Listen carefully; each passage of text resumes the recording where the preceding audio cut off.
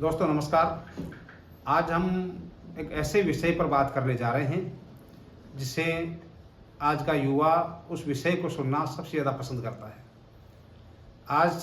Social media पर विशेषकर YouTube, Insta, Facebook, इन सब पर ऐसे बहुत से लोग छाए हुए हैं जो ये कहते हैं कि हम अपना प्यार, अपने लव को प्राप्त करने के लिए आप ये करो, ऐसा करो, वैसा करो, टोट के बताते रहते हैं कि हाथ पर कुछ ऐसा लिख लो,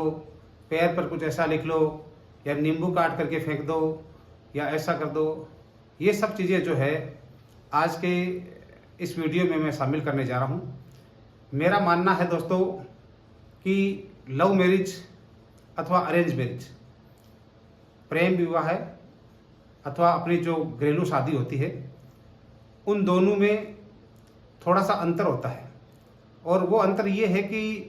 कुंडली जो है आपकी जन्म कुंडली, जिसे हम लगन कुंडली कह सकते हैं, या फिर लगन कुंडली के साथ साथ उसकी जो बारीकी है या उसकी जो प्रबलता है, वो यदि आपको चेक करनी है तो आप नवमांश कुंडली भी चेक कर सकते हो।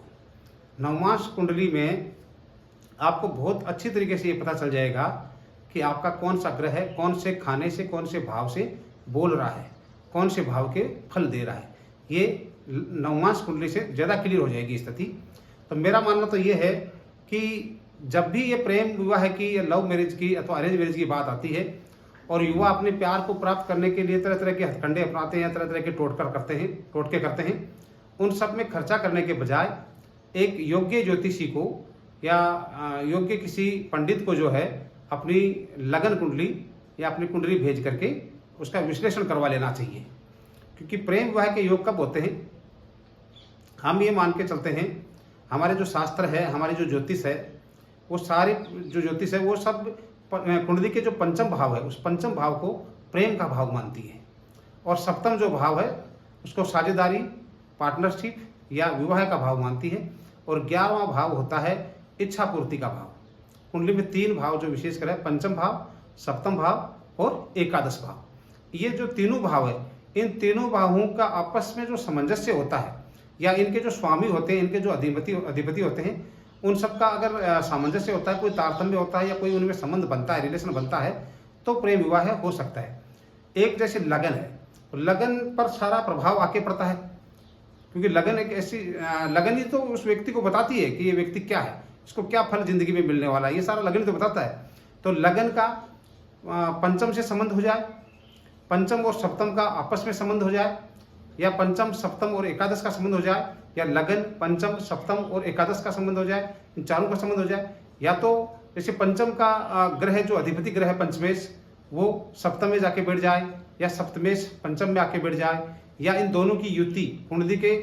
लगन भाव में हो जाए, या इन दोनों की युति जो है एकादश भाव में हो जाए, तो भी प्रेम विवाह हो सकता है। या फिर एकादश भाव का जो स्वामी है वो आपके लगन में आकर के बैठ जाए और इधर पंचम और सप्तम में कोई दृष्टि संबंध हो जाए, या आपस में स्थान चेंज करके एक दूसरे की राशि में बैठ जाए, तब भी ये संभव है। जैसे मान लीजिए पंचम भाव में 7वीं राशि बैठी हुई है, तुला राशि बैठी हुई है। अब पंचम भाव में तुला राशि बैठी हुई है तो पंचम मेष जो है वो शुक्र हो जाएगा,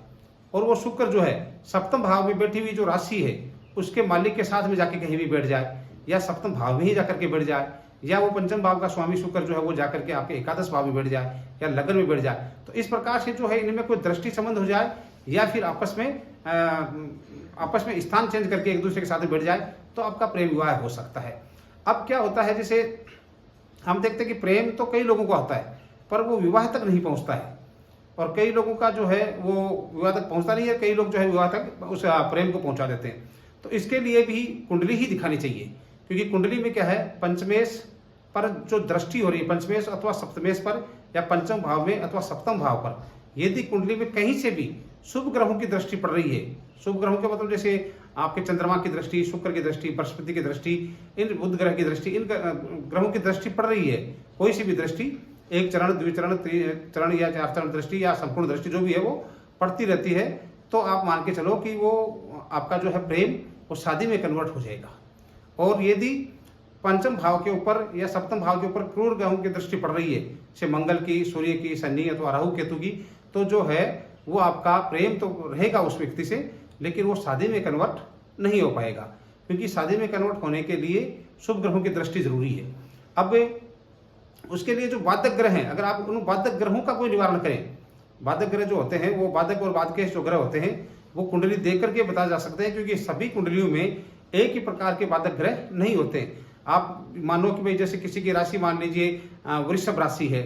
या किसी की कन्या राशि है, और आप कह दो कि उसके लिए तो वो आपका बाधक ग्रह हो गया, उसके लिए वो हो गया, ऐसा कभी नहीं होता है। क्यों नहीं होता है? क्योंकि जो बाधकेश होते हैं और बाधक होते हैं वो लगन में बैठी हुई राशि पर निर्भर करते हैं कि आपका बाधकेश अथवा बाधक ग्रह कौन सा है। तो उनका अगर आप कुछ करो, निवारण करो, तो हो सकता है कि आपका प्यार जो है वो परवान चढ़ जाए, और या फिर आपका जो प्यार है वो शादी में कन्वर्ट हो जाए। जब तक ऐसा नहीं करोगे तो ये फालतू के जो टोटके हैं, इन टोटके करने से मेरे हिसाब से तो आपको कुछ हासिल होने वाला नहीं है। ये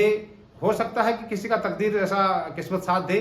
और ग्रह नक्षत्र उसके अनुकूल हो, तो वो नाम टोटके का हो जाता है, और फायदा उसको उन ग्रहों के हिसाब से या समय के हिसाब से, अगर समय बलवान होता है तो सब कुछ संभव है। तो टोटका भी अगर उसी टाइम पर हो गया तो हो सकता है वो काम कर जाए, बाकी ऐसा होता नहीं। अगर ऐसा होता तो सभी लोगों का प्यार जो है परवान चढ़ जाता।